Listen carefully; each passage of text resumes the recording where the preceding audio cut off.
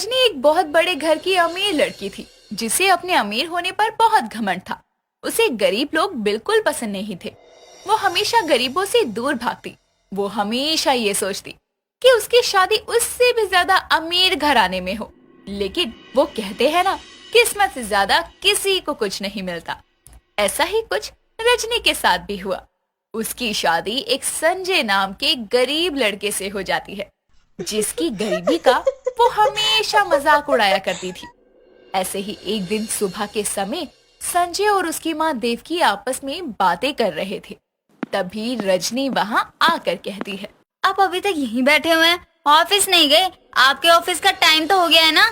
बहू वो तो जा ही रहा था, मैंने ही उसे रोक लिया। मुझे उससे कुछ बात करनी थी। देखो, तुम्हें माँ जी से जो भी बात करनी है शाम को ऑफिस से आकर कर लेना, लेकिन अभी ऑफिस जाओ, वरना जो थोड़े बहुत पैसे तुम्हें सैलरी के नाम पर मिलते हैं ना, उसे भी बॉस काट लेगा। यार मुझे एक बात नहीं समझ में आती, तुम अपनी सारी बात घुमाकर पैसे पर लाकर ही क्यों खत्म करती हो? तुम्हारे पास बहुत पैसे हैं तो रखो अपने पास पैसे अपने, लेकिन इस तरह से बोल बोल कर मेरी गरीबी का मजाक मत उड़ाओ। जो सच है उसमें मजाक उड़ाने वाली क्या बात है?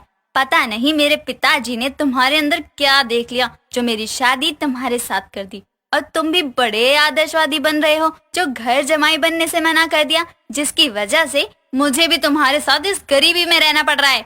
अच्छा, तो तुम ये हर बात पर मुझे मेरी गरीबी का एहसास दिलाकर उसका बदला निकाल रही हो कि मैंने तुम्हारी बात नहीं मानी। शायद तुम ये भूल रही हो, अब यही तुम्हारा घर है।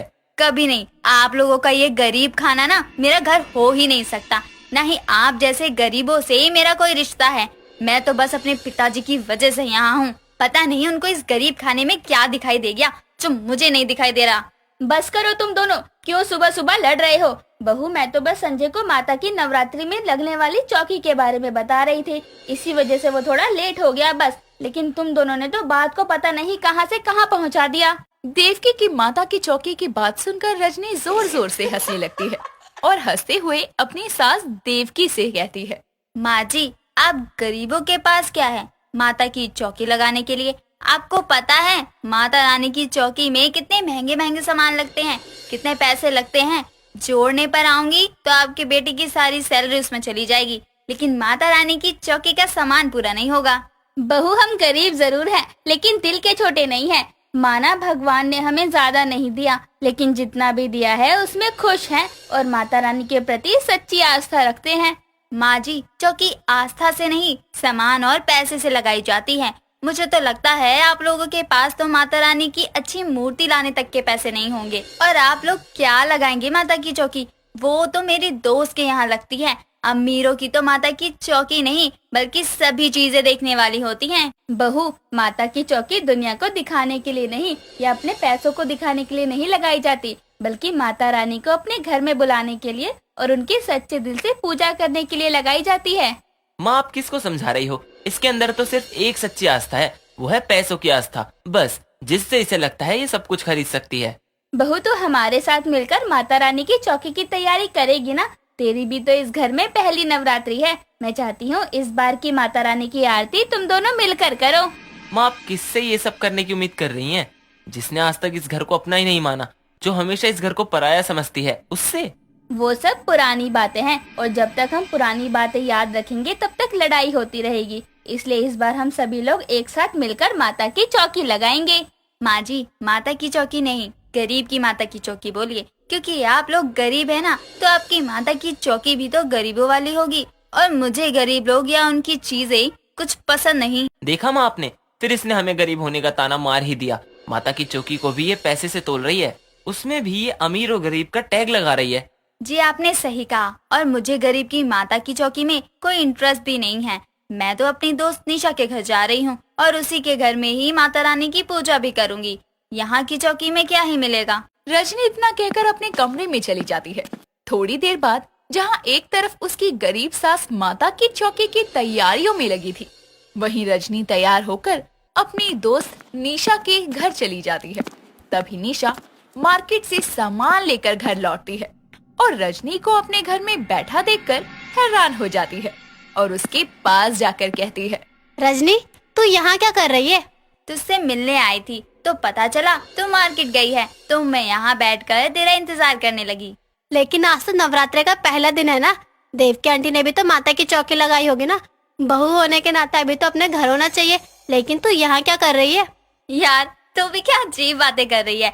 मेरी गरीब सास के पास क्या है जो वो माता की चौकी लगाएंगी, इसलिए तो मैं यहाँ तेरे घर चली आई माता की चौकी देखने के लिए, क्योंकि तेरे घर की जितनी अच्छी माता की चौकी कहीं लगी हो सकती है क्या? शादी के बाद तेरा ये पहला नवरात्र है तेरे ससुराल में। मुझे लगता है तुझे तेरे घर रहना चाहिए। और प्लीज तू ये अमीर गरीब का अंतर करना छोड़ दे। तेरे ससुराल वाले बहुत अच्छे लोग हैं।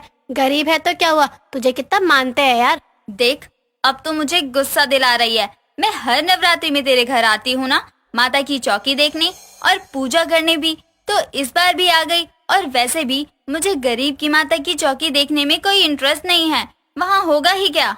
शादी से पहले की बात अलग थी और ये अभी की बात है, और चाहे जैसा भी हो, लेकिन अब वही तेरा घर है। इस बात को तू जितना जल्दी मान ले वही तेरे लिए अच्छा होगा। यार अब तू भी मेरे पति की तरह मुझे गरीबी और अमीरी पर भाषण मत दे। और तुझे गरीब की माता की चौकी में मिलेगा क्या? ना कोई खास साज सजावट है, माता रानी की कोई अच्छी मूर्ति भी नहीं है, ना ही अच्छा भोग है और ना ही कुछ मिलने वाला है। भगवान सच्ची भक्ति, आस्था और अच्छी नीयत देखते हैं। ये अमीरी गरीबी, बड़ी छोटी मूर्ति, अच्छा भोग, महंगी साज सजावट ये नहीं देखते हैं। अभी तक तूने अमीरों की माता की चौकी देखी होगी, लेकिन अब तो गरीबों की माता की चौकी देख। निशा इतना कहकर रजनी को लेकर अपने ससुराल जाती है, जहाँ पहुंचकर वो देखती है कि उसकी गरीब सास देवकी ने माता रानी की चौकी और आसन को रंग बिरंगी साड़ियों से सजा रखा है। उनकी मूर्ति को सोने चांदी के गहनों की जगह फूलों के गहनों से सजाया है। उनके भोग के लिए अनेकों फल और 5 मेवों की जगह मिश्री को रखा है। पूरी चौकी को महंगी लाइटों की जगह मिट्टी के दियों से सजा देखकर निशा कहती है, अब तो मुझे ईमानदारी से ये बता कि तुझे सच्ची आस्था कहाँ दिखाई दे रही है माता की चौकी के लिए?